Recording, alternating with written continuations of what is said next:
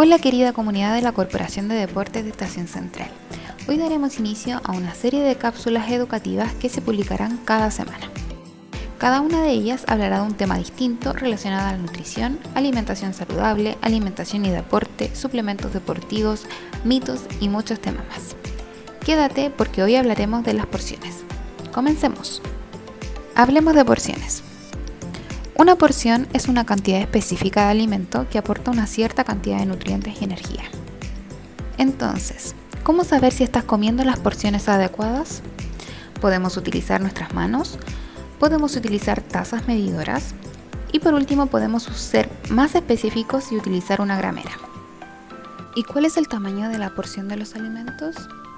Primero, debemos saber que los alimentos se dividen en grupos, en los cuales cada alimento que pertenece a un mismo grupo tendrá la misma cantidad de calorías, carbohidratos, proteínas y lípidos. Estos grupos son los siguientes. Revisemos la porción de alguno de los alimentos según su grupo.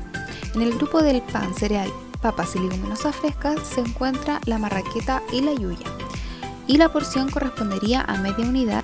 Si hablamos del pan de molde, serían 2 rebanadas o 60 gramos.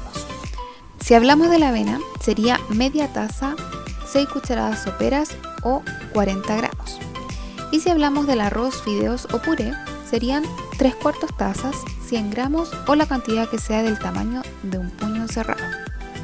Del grupo de las frutas, como lo vimos al inicio, existen algunas que se miden por unidad, como la naranja, manzana, pera y durazno, que correspondería a una unidad de tamaño regular o de 100 a 120 gramos y también correspondería al tamaño de un puño cerrado. Si hablamos del plátano, pomelo o mango, la porción sería media unidad o alrededor de 60 gramos. Y por último, si hablamos de las frutillas, frambuesas, melón y sandía, entre otras, estas se miden en taza y sería una taza y también su tamaño debe ser igual a la de un puño cerrado. Del grupo de las carnes, pescados, huevos y mariscos, si hablamos de la carne de vacuno, la porción sería del porte de la palma de la mano o 50 gramos o un trozo que mida de 6 por 6 por 1 centímetro de alto. Si hablamos del pollo y pescado, la porción sería el tamaño de la mano completa y en gramos sería 50 para pollo y 80 gramos para pescado. Y el huevo, la porción del huevo sería una unidad.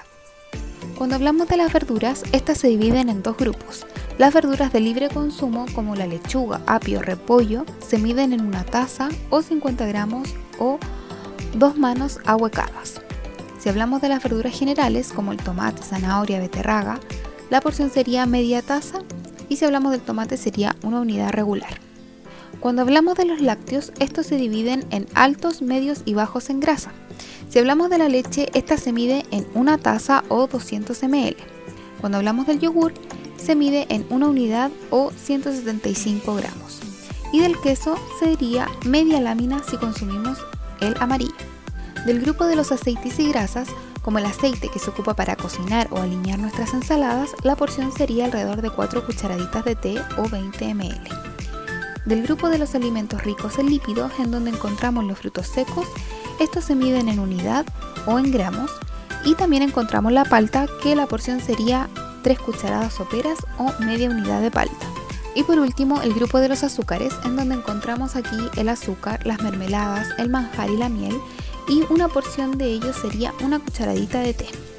Y eso sería todo, amigos, por el día de hoy. Si quieres saber más información de las porciones, te dejo una infografía para que puedas descargar y estés más informado. Hasta el próximo video y si tienes dudas y consultas no dudes en escribirnos. ¡Chao!